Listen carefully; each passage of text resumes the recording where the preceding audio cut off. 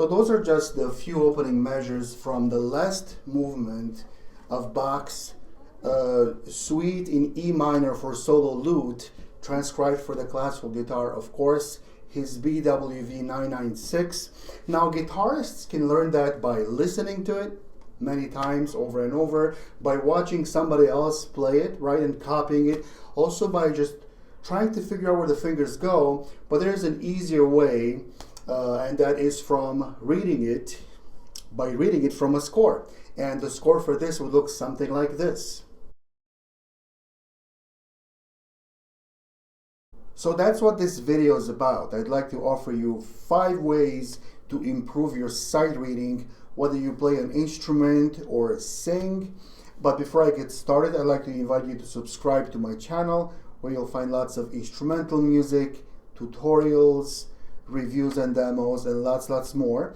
Don't forget to click that bell and give this video a like when you get a chance. Thank you. So my first suggestion for improving your sight reading is to actually do a lot of sight reading. That's right. I know that's a very obvious thing to say, but you know, as with any skill, you can read about that skill, you can talk about it, you can watch others practicing that skill, but you won't make any progress really until you yourself sit down and get actively involved in practicing that skill.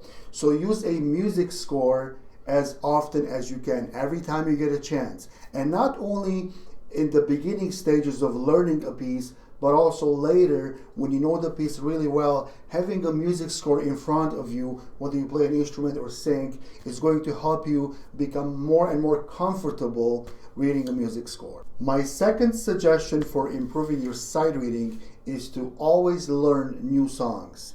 You see, if you always play songs that you already know, even if you do use a score, you're not really reading any new material. You already know what the song is supposed to sound like, and that's not what sight reading is, right? Sight reading is when you read something for the first couple of times and you don't really know how the song goes. So you need to learn lots of new songs. You need to be always learning some new song, even if it's not part of your repertoire, even if you don't plan to play them on stage in a live performance, even if you don't plan to add them to your repertoire, but always be reading brand new songs that you haven't played before, and that's going to help you improve your sight reading. My third suggestion for improving your sight reading is to play out of method books.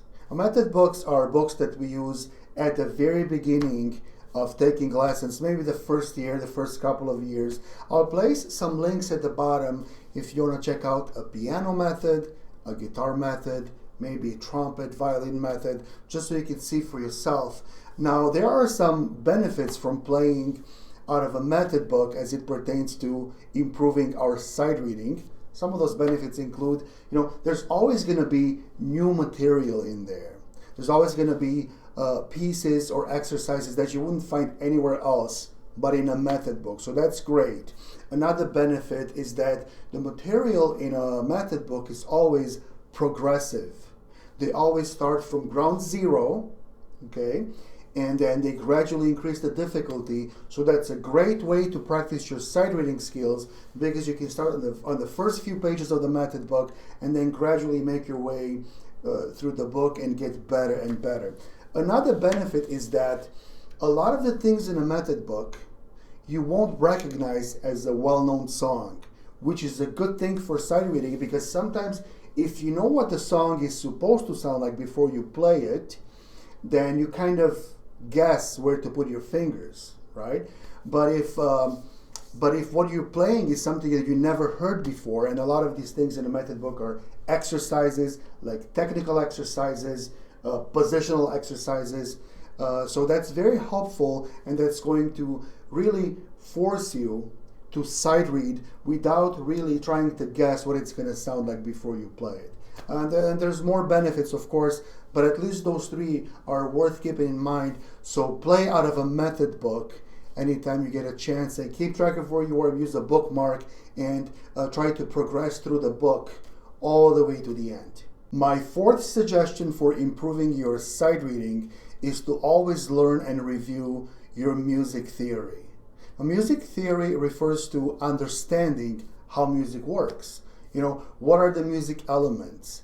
What are those symbols that we see on the paper? What do they mean? How does it all work together? It's like the difference between being able to drive a car and being able to open up the hood and name each part of that engine, or maybe even explain why that thing's over there and this thing's over here and how they work together to make the car run. That's what music theory really is. Now, the more you understand music theory, the easier it's going to be for you to sight read music, because you look at the paper and you begin to understand what's happening.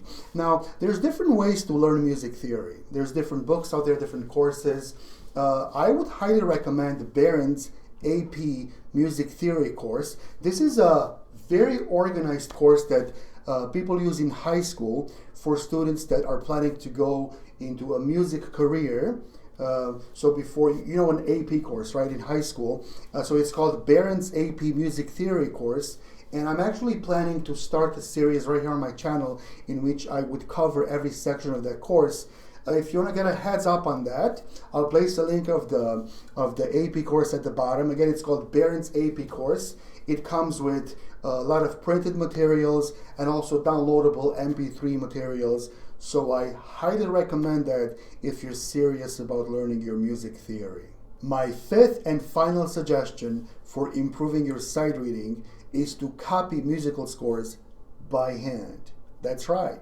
Now, I know that sounds old-fashioned, but it really works.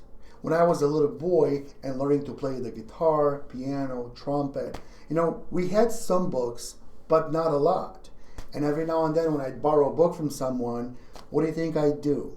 That's right, get some staff paper and start copying, page by page, line by line, note by note, and then give the book back. And that really helped me become a really good sight reader. But don't take my word for it. Think of little Bach as a little boy, as a little orphan boy living with his older brother.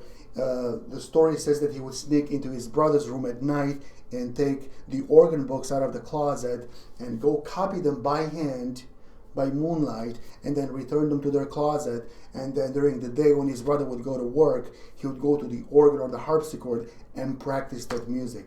And that certainly helped Bach become a great sight reader. So you should really try. Now you'll need some staff paper. If you don't know where to get some, I'll place a link for some staff paper at the bottom. And just start with some very easy music though.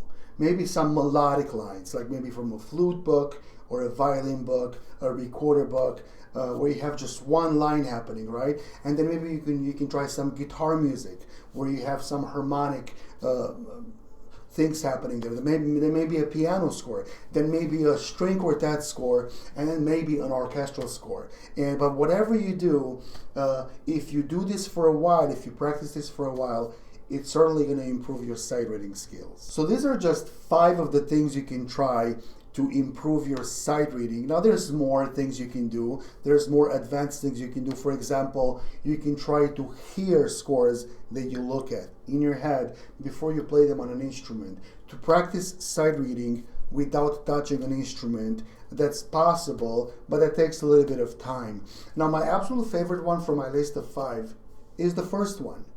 That's right. When you actually just do it, when you take some time in every practice session to simply sight read through some songs that you never played before, through some materials you never heard before, and just kind of make yourself read through the music once or twice and then leave it alone, because that's what sight reading really is.